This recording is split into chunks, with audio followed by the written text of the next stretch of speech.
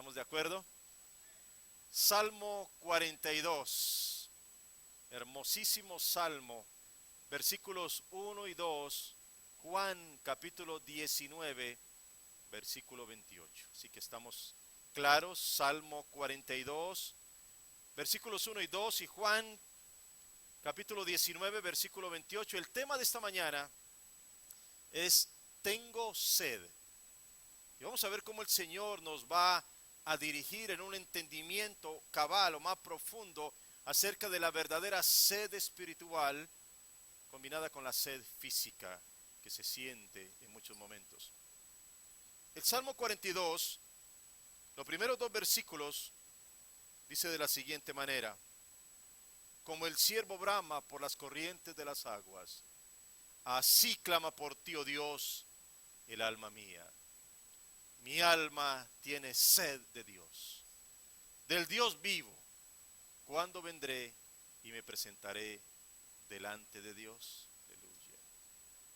Juan capítulo 19, versículo 28. Después de esto, sabiendo Jesús que ya todo estaba consumado, dijo, para que la escritura se cumpliese: tengo sed. Señor, delante de tu presencia, Señor, colocados bajo tu soberanía y tu dirección, entendiendo, Señor, que las palabras de vida eterna solamente las das tú, vienen de los cielos. Cuando los cielos se abren, Señor, el mundo es conmovido, porque tu palabra, Señor, se hace sentir en los corazones, porque el Espíritu de Dios transforma nuestras vidas, porque eres tú, Señor, y tu palabra es como trueno, Señor, que viene a este mundo. Padre, necesitamos escucharte a ti desesperadamente. Necesitamos en tiempos como este una voz que venga del cielo. Para tiempos como este necesitamos, Señor, que literalmente tú nos hables a través de tu palabra y que nuestras vidas, Señor, sean transformadas. Oh Señor, tenemos sed de ti, Señor. Tenemos sed del Dios vivo. Háblanos, Señor. Calma nuestra sed. Cálmala, Padre Santo, en esta mañana, Señor. Y gracias por permitirnos estar en esta mañana, en este lugar, para escucharte a ti. Te damos la gloria en Cristo Jesús. Amén y amén. Y comienzo diciendo esta mañana lo siguiente: hay una historia verdadera que sucedió cuando el momento terrible del hundimiento del Titanic. Una de las mujeres que estaba tratando de salvarse, como muchas personas al final lo lograron, logró colocarse en uno de los botes salvavidas. Ustedes vieron la película, la gran mayoría, no sé, y podemos recordar algunas de las imágenes que quizás fueron fidedignas de lo que estaba sucediendo en aquel momento. Llamaron primero a las mujeres para salvarlas y colocaron a muchas de ellas dentro de los botes salvavidas. Cuando una de ellas estaba colocada ya dentro del bote, en un momento recordó algo y pidió permiso. Dijo: necesito ir hasta mi camarote. El barco grandísimo, gigante, ya estaba ladeado, ya estaba en proceso casi de hundimiento, y el bote salvavidas necesitaba urgentemente salir, ya ser soltado, ser bajado a las aguas para ya liberarse y poderse aislar de para cuando el barco se hundiera. Así que el que estaba dirigiendo le dijo: te doy 3 minutos. Si en 3 minutos no vas y vuelves, te dejamos. Ya no puedes ir con nosotros. Ella salió corriendo del bote salvavidas, cruzó todo ese lugar, lo que podía, de la manera que podía sostenerse en equilibrio, pasó por todo el lugar del casino donde estaban todos los juegos y todo, el dinero se había caído por todas partes. Finalmente llegó hasta su camarote. En su camarote había un montón de anillos de diamantes y de costosos brazaletes y collares y todo esto, pero ella simplemente los pateó, los dejó a un lado y se acercó a uno de los estantes que tenía al lado de la cama y tenía 3 naranjas. Las tomó y salió corriendo de nuevo. Con las 3 naranjas se fue corriendo de nuevo y se alcanzó a entrar en el bote y se salvó. Si le hubiéramos preguntado 30 minutos antes, ¿qué hubiera escogido? Jamás hubiera escogido las naranjas. hubiera cogido sus diamantes, hubiera cogido todos sus brazaletes y sus collares y todas las cosas que tenía, porque en ese momento no percibía un peligro para su vida, sino que simplemente estaba dándole rienda suelta a lo que ella quería y lo que ella pensaba que era lo mejor para su vida. Pero ahora, ante la perspectiva de la muerte, pero ante la perspectiva de la incluso posibilidad de salir al océano abierto y llegar a tener sed, ¿qué podía responder? Un montón de diamantes, un montón de brazaletes, collares y joyas, o 3 sencillas naranjas que podrían incluso hasta salvarle la vida en aquel momento. Es interesante cómo las cosas pueden cambiar en tan solo unos minutos, la perspectiva de los seres humanos. Es interesante que nosotros de repente podemos valorar algo que en otro momento quizás no sería tan valorable. Podríamos desechar cosas que en otro momento se convierten en lo más importante para nuestras vidas. Y quizás este ejemplo nos ayude un poco a reflexionar en cuanto a la importancia de tener algo que calme nuestra sed en momentos difíciles. ¿Cuán importantes tuvieron que ser esas naranjas en el medio del mar? ¿Te imaginas cómo verían una naranja en aquel momento cuando el sol abrasador estaba cayendo sobre ella en medio de un océano donde no podían beber absolutamente nada? Y de alguna manera aquellas naranjas sirvieron como un alimento para calmar esa sed, algo para sostenerse en medio de ese tiempo. ¿Cuánto daría una persona por tener un vaso con agua en medio de un desierto calcinante? Cuando yo pienso en los inmigrantes que caminan, y quizás a alguno de ustedes le tocó esa experiencia terrible de caminar por los desiertos y las montañas para llegar a los Estados Unidos, pienso en eso. Pienso en personas que vienen solamente con una botellita de agua y que finalmente se les termina y que después están sedientos en el camino y no encuentran algo para beber. ¿Qué tan dispuesto estaría una persona cuando está en su lecho moribundo a que le den aunque sea un simple vaso con agua refrescante? Y esta mañana Dios tiene una palabra para los sedientos, para los que claman a Dios con verdadera necesidad.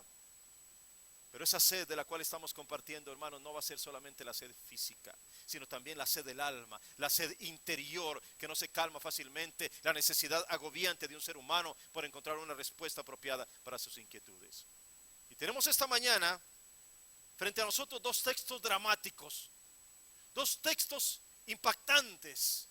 Por un lado, Jesucristo en la cruz del Calvario, muriendo después de haber sido azotado, golpeado, injuriado, de todo el tipo de cosas, está deshidratándose, ha sido maltratado de todas las formas posibles, y en aquel momento su pedido antes de morir, antes de ir finalmente a su última instancia, la última necesidad de Cristo sobre la tierra fue esa: tengo sed. El otro momento dramático del cual nosotros acabamos de leer, lo describe el salmista de esta manera: como un ciervo que brama, que clama por las corrientes de agua, porque está desesperado, porque necesita beber algo, así clama por ti, oh Dios, el alma mía. Momentos dramáticos, momentos fundamentales, momentos que tienen que encontrar una respuesta. Y tengo 2 preguntas, hermanos, esta mañana. 2 preguntas que vamos a contestar a través de este mensaje. Escuchen bien. La primera pregunta es: ¿cómo responde la humanidad a un Dios sediento? Y la segunda pregunta es: ¿cómo responde Dios a una humanidad sedienta? Esas son las 2 preguntas que vamos a contestar esta mañana. ¿Cómo responde la humanidad a un Dios sediento? ¿Cómo responde Dios a una humanidad sedienta? Jesucristo está en la cruz. Como lo dije hace un momentito, su última necesidad en la tierra se está exclamando. Él había dicho en alguna ocasión cuando caminaba, cuando había ido a la zona de Samaria, al lado de la mujer samaritana, él le había dicho que el que viniera a él no volvería a tener sed. Y ahora es él quien está clamando colgado de una cruz, y la respuesta es: ¿qué tiene la humanidad para darle a un Dios sediento? La pregunta: ¿qué tenemos? Solo una esponja con vinagre le alcanzaron a aquellos soldados romanos. La esponja con vinagre, de hecho el vinagre servía solamente para acelerar la muerte del moribundo. A través de eso que le daban, simplemente lo que hacían es que se fuera más rápido, que muriera más rápido. Empujaban a la víctima para que se fuera rápidamente. Los soldados romanos no tenían ni siquiera un poco de agua para calmar la sed del moribundo. La humanidad no tuvo nada para satisfacer la sed de un Dios colgado en un madero, hermano. Porque ese es precisamente el retrato de la humanidad. Porque en su egoísmo cada cual piensa solo en sí mismo, pero no en la necesidad ajena. Porque Cristo, el Hijo de Dios, el Rey que vino del cielo, el Verbo hecho carne que habitó entre nosotros, no pudo ni siquiera en los últimos momentos de su vida sobre la tierra encontrar una respuesta a su necesidad. Y sin embargo, Él fue el que vino a traer respuestas a las necesidades del mundo. La Escritura declara que fue el amor de Dios el que hizo que Jesucristo viniera a este mundo, que se despojara de su gloria, que se hiciese como el más humilde de los siervos, y de esta manera pudiera enseñarnos a toda la humanidad un camino a seguir. Él fue el siervo sufriente que soportó el rechazo, la persecución, la crítica, la humillación, siendo Dios. El ser más importante que jamás ha pisado este mundo fue llevado a la cruz, torturado, azotado y crucificado. Después de que la turba gritara desaforadamente: preferimos a Barrabás, el maleante, que a ese rey desconocido. ¿Qué tiene la humanidad para darle a un Dios sediento? ¿Qué tenemos nosotros para darle a un Dios sediento? ¿Cómo respondemos cuando Jesús contempló a la gente desde las colinas de Jerusalén? Dice la Escritura que al ver las multitudes tuvo compasión de ellas, porque estaban desamparadas y dispersas como ovejas que no tienen pastor. ¿Acaso los fariseos pudieron calmar esa sed de Jesucristo? ¿Acaso ellos tenían una respuesta? ¿Acaso ellos podían guiar a la gente hacia verde pasto y cuidar con manos amorosas a la gente? No. Los fariseos no tenían esa respuesta, porque sus vidas eran como cántaros rotos que solo daban más y más religiosidad, pero no amor y misericordia por los demás. Los fariseos no amaban a Dios, los fariseos se amaban a sí mismos y querían mostrarse piadosos, pero el Señor mismo los trató como sepulcros blanqueados. Así que escúcheme, ni los soldados romanos tuvieron una respuesta para Jesús, ni los fariseos tuvieron una respuesta para Jesús. Entonces, ¿quién tuvo una respuesta? ¿Quién? ¿Quién le respondió a un Dios sediento? Quizá los discípulos. A lo mejor fueron ellos, sus cercanos seguidores, los que caminaron con él durante su ministerio. Mis queridos hermanos, tampoco. En sus últimos momentos en la cruz, los discípulos habían desaparecido. Estaban escondidos por temor. Pedro inclusive lo había negado y los demás ni siquiera se sabía dónde estaban. Jesucristo moría casi abandonado. Solo uno de ellos acompañaba a María al lado de la cruz, pero los demás estaban atemorizados por lo que estaba sucediendo. Tampoco sus discípulos, sus más cercanos seguidores, tuvieron una respuesta adecuada para un Dios sediento de ver a los suyos, comprendiendo lo que significaba el anuncio del reino de los cielos. Porque, mis queridos hermanos, la sed de Jesucristo va mucho más allá de aquel último momento en la cruz del Calvario. Su sed era por ver a la humanidad convertida. Su sed era por ver a la gente amándose, uniéndose en pos de cosas mejores, adorando a Dios, dejando atrás sus vidas egoístas y dándose por los demás. Pero no hubo respuestas. ¿Qué tiene la humanidad para darle a ese Dios sediento? El mismo primo de él, Juan el Bautista, lo había anunciado al lado del río Jordán. En una ocasión, cuando vio a Jesucristo caminar, que se acercaba, el mismo Juan dijo: he ahí el Cordero de Dios que quita el pecado del mundo. Él mismo lo había anunciado, y sin embargo, cuando está al final de sus vidas, de sus días, está encarcelado, está a punto de ser ejecutado, él envía a 2 de sus discípulos para preguntarle a Jesús: al fin, que ¿eres tú el Mesías o seguiremos esperando a otro? Tampoco Juan el Bautista tampoco tuvo una buena respuesta para él. ¿Quién tiene una respuesta para un Dios sediento? ¿Dónde buscamos una respuesta para un Dios así? Quizá los vecinos, quizá los que crecieron con él en Nazaret, quizá los que lo conocieron desde pequeño cuando él estaba en la carpintería con José. Tampoco. Porque dice la Escritura que ellos mismos lo rechazaron y que Jesucristo ni siquiera pudo hacer milagros en aquel lugar a causa de la incredulidad y la incapacidad de la gente de ver en él al Mesías esperado. Mis queridos hermanos, ¿qué tiene la humanidad para ofrecerle a Dios? ¿Qué tiene? ¿Cómo nosotros podemos mostrar que nos estamos amando entre nosotros mismos, que vivimos con armonía, que defendemos los valores que él vino a enseñar, aprendiendo a servir como él sirvió? Porque la última exclamación de Jesucristo en la cruz fue un reflejo de lo que él vivió en los años de su ministerio. Él vino a traer paz y los hombres respondieron con odio. Él vino a traer restauración y los hombres respondieron con destrucción. Él vino a traer unidad y los hombres respondieron con divisiones y resentimientos entre uno y otro. Jesús no encontró satisfacción para su sed interior en este mundo. Entonces, ¿dónde la buscamos? ¿Dónde hay una respuesta para Jesucristo? Te pregunto entonces a ti esta mañana: ¿qué tienes tú para darle a un Dios sediento? ¿Eres tú quien tiene algo que calme su sed de compasión entre unos y otros, y de ayuda y de solidaridad y de amor inacabable?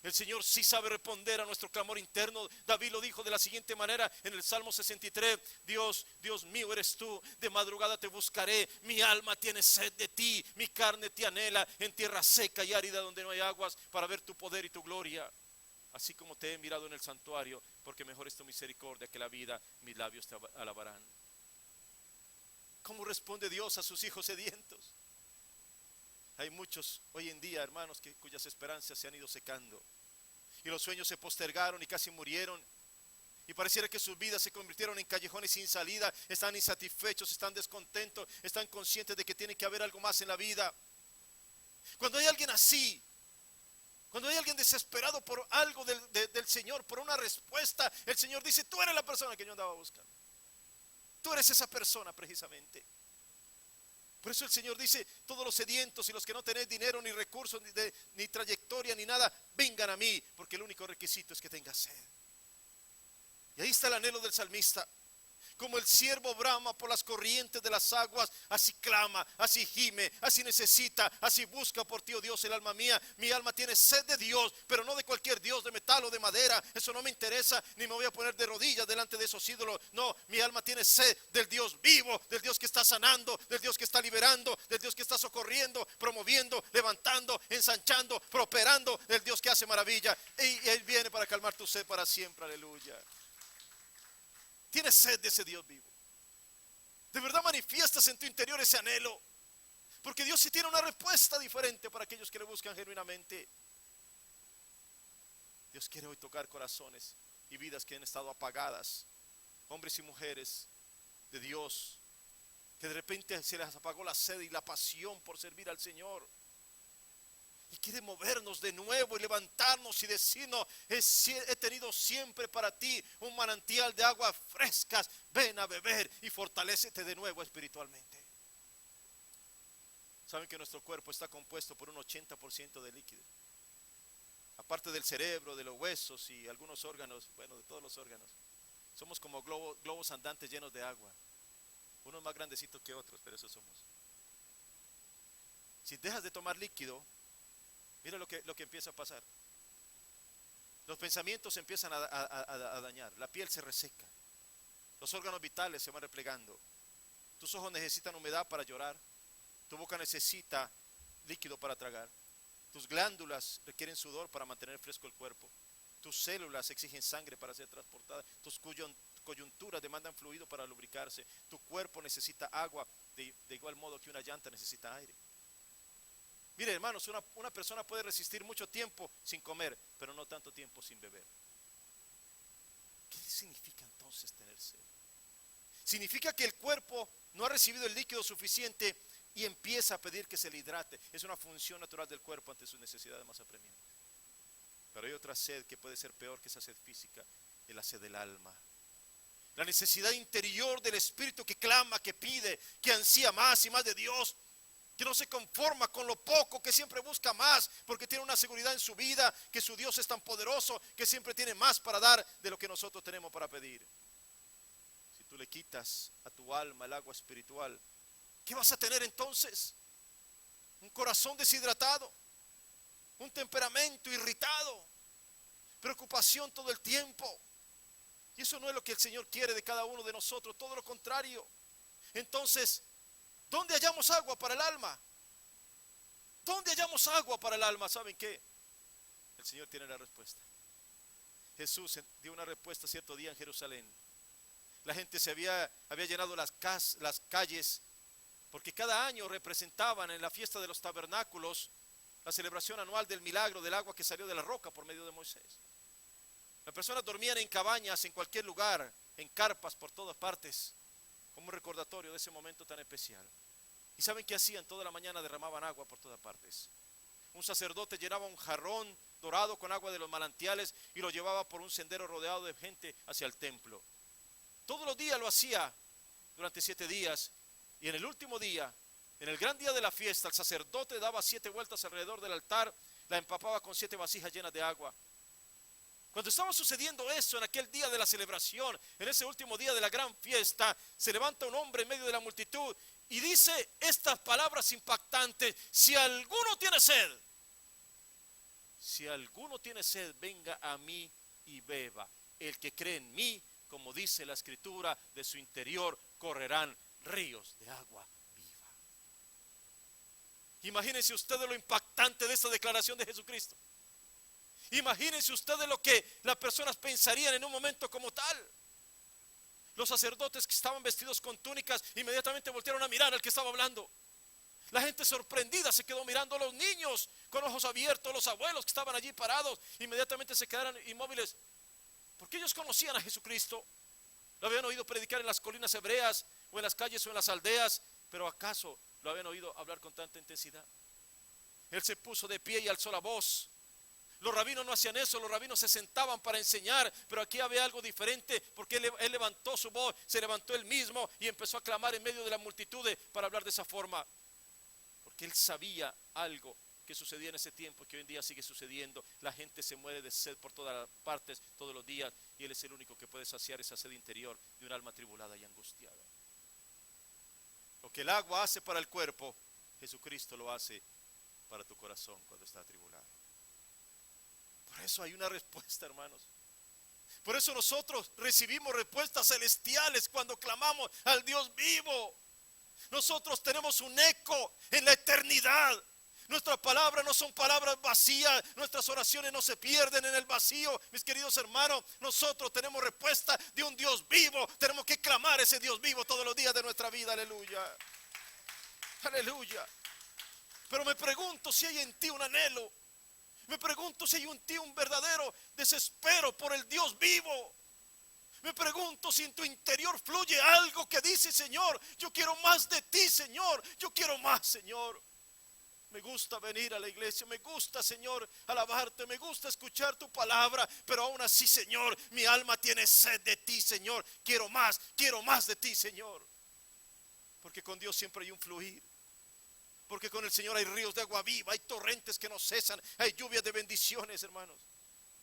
¿Y quiénes van a recibir todo esto? Los que están esperando, los que lo ansían con todo su corazón, los que se paran en las afueras, aunque solo vean se queda por un momento, en su interior están seguros de algo. Ya viene una lluvia de bendiciones sobre sus vidas, ya está aquí, ya está a la vuelta de la esquina, ya asoma la primera nube de la primera lluvia, y después será como un torrente que nadie puede detener, y todos quedarán maravillados de la abundancia que Dios envía a nuestras vidas. Aleluya. Aleluya. En Primera de Reyes, capítulo 18, del versículo 41 en adelante, hay un pasaje extraordinario. Hermanos, no había lluvia sobre la tierra por años. Todo era sequedad. Imagínense ustedes, a donde miraran no había nada. No había vegetación, todo estaba seco, la tierra estaba árida, se resquebrajaba, porque no había absolutamente nada. Los animales se morían, no había cosechas, había escasez y no caía una sola gota de agua. El profeta Elías ora al Señor y espera con seguridad de la respuesta divina. Dice la palabra de la siguiente manera: entonces Elías dijo a Acab: sube, come y bebe, porque una lluvia grande se oye. Aleluya. El profeta está diciendo en medio de la sequedad, lo que ellos ven no corresponde con lo que él está hablando. Lo que ellos ven es terreno seco, árido, resquebrajado. Lo que ellos ven es simplemente sequedad para donde miren. Y sin embargo hay una palabra que sale de la boca del profeta. Escuchen bien, prepárense porque una lluvia grande se oye. Aleluya. Nadie podía oírla. Nadie podía ver nada. Acab, sin embargo, obedeció al profeta, subió a comer y a beber. Elías subió a la cumbre del monte Carmelo, se postró en tierra, puso su rostro entre las rodillas y le dijo a su criado: sube ahora y mira hacia el mar. Él subió y miró y dijo: no hay nada. Él volvió a decirle: no importa, vuelve otra vez 7 veces. La 7ª vez dijo: yo veo una pequeña nube como la palma de la mano de un hombre que sube del mar. Él dijo: ahí está, ve y dile a Acab: unce tu carro y desciende para que la lluvia no te ataje. Y aconteció, estando en esto, que los cielos se oscurecieron con nubes y viento, y hubo una gran lluvia. Y subiendo Acab vino a Jezreel, y la mano de Jehová estuvo sobre Elías, el cual ciñó su lomo y corrió delante de Acab hasta llegar a Jezreel.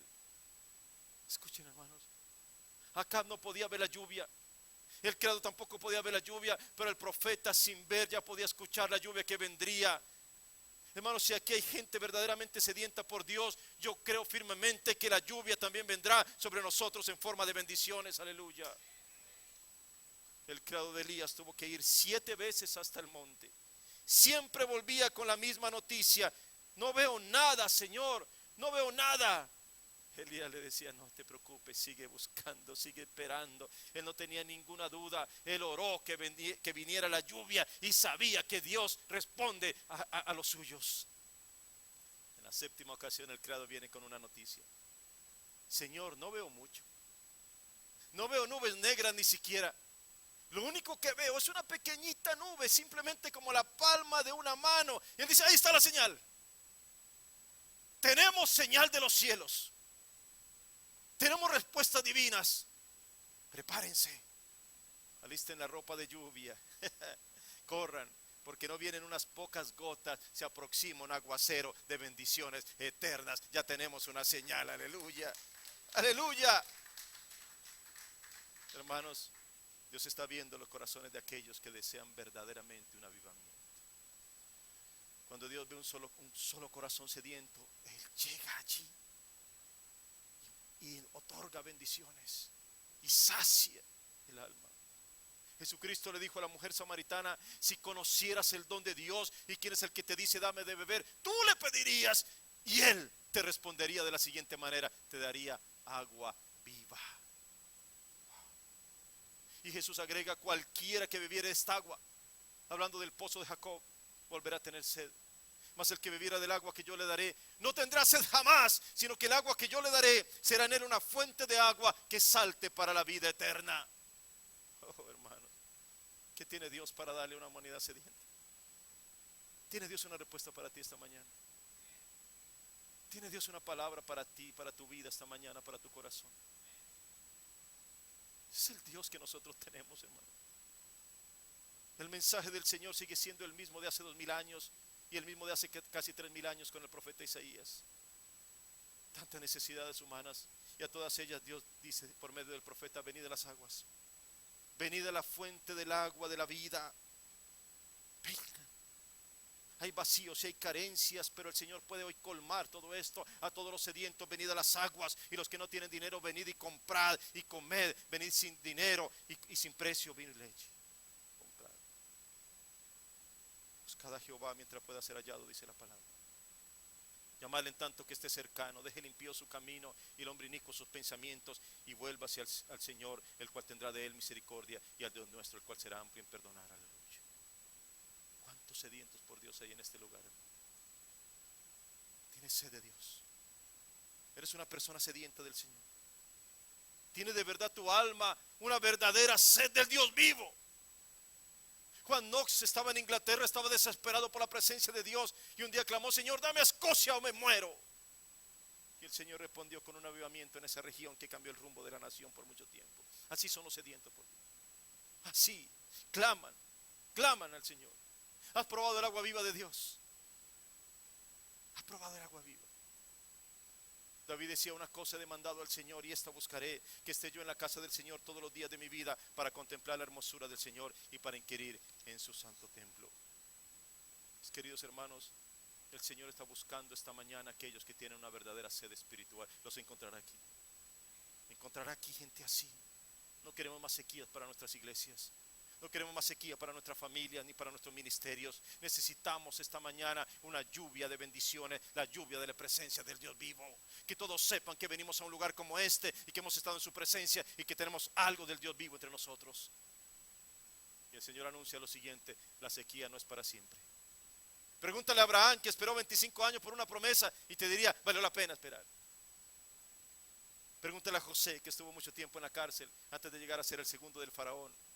Pregúntale a Josué, que esperó 40 años para ver la palabra cumplida de parte de Dios y finalmente entró a la tierra prometida con su pueblo. La sequía no es para siempre, la lluvia viene, la lluvia se acerca, ten confianza. Después mirarás hacia atrás y podrás decir: valió la pena la espera, Señor, valió la pena, gracias, Señor, aleluya. Porque José nunca volvió a ser esclavo, y Josué nunca volvió a ser el mismo, y Abraham nunca volvió a ser el mismo. Dios te trajo aquí esta mañana para que tú no sigas siendo el mismo, aleluya. Él quiere saciar tu alma. Hermanos, el Señor quiere ver gente sedienta, reuniones donde la gente manifieste esa verdadera necesidad. No es hora de rendirnos, hermanos. No es hora de voltear hacia atrás. Como iglesia hemos recorrido un camino, hemos mirado al horizonte y parece que no pasa nada. Como iglesia oramos y oramos y oramos. Y en ocasiones la gente se me acerca y dice: pastor, ¿para qué oramos tanto? ¿Para qué oramos tanto? ¿Para qué oramos todos los martes? ¿Para qué oramos alrededor de la ciudad? ¿Para qué oramos una jornada de 24 horas? ¿Para qué hacemos tantas vigilias? ¿Para qué? Hermanos, no es el momento de echar para atrás. Elías envió a su criado 7 veces. ¿Qué hubiera pasado si se hubiera rendido la 5ª vez? O la 3ª vez. ¿Qué hubiera pasado? Él tenía una certeza: la lluvia vendría. Así que si era necesario enviarlo las veces que fuera, lo iba a hacer. Mis queridos hermanos, tenemos una certeza en nuestra vida y en nuestro ministerio, en nuestra iglesia. La lluvia vendrá, hermanos. La lluvia vendrá sobre nosotros. Es promesa de Dios, es palabra del Señor sobre nuestras vidas. Y aunque muchos se queden en la mitad del camino, otros todavía digan: ¿para qué hacemos esta cosa? Mis queridos hermanos, la señal ya empieza a mostrarse. Aleluya. Es como una nube que simplemente es como una pequeña palma en la mano de nosotros. Pero el Señor empieza a mostrar su señal. Y en los caminos de Dios hay torrentes de agua viva que se aproximan, ríos de bendición, lluvia que sacia hasta el alma más sedienta. ¿Crees tú que Dios puede cambiar la sequía por bendiciones? ¿Lo crees de verdad? ¿Qué tiene Dios para una humanidad sedienta? ¿Cómo responde el Señor? Si alguno tiene sed, dijo, si alguno tiene sed, yo tengo la respuesta para ti. No es una respuesta temporal, es una respuesta eterna. Porque Cristo es la roca donde brota el agua para la vida eterna. Aleluya. El mundo tiene muchas respuestas, pero ninguna de esas calma la sed interior del ser humano. Solo Cristo y su palabra nos ofrecen algo que calma la sed para siempre. Y el que bebe de esta agua, dijo el Señor, volverá a tener sed. Pero el que bebiere del agua que yo le daré, no tendrá sed jamás, sino que el agua que yo le daré será en él una fuente que salte para vida eterna. Aleluya. Queridos hermanos, el Señor te ha traído esta mañana para calmar tu sed para siempre. Como el ciervo brama por las corrientes de agua, así clama, así gime, así necesita, así busca por ti, oh Dios, el alma mía. Mi alma tiene sed de Dios. Mi alma tiene sed del Dios vivo. Y Él viene hoy para calmar tu sed para siempre. Aleluya, dale la gloria al Señor y ponte de pie esta mañana.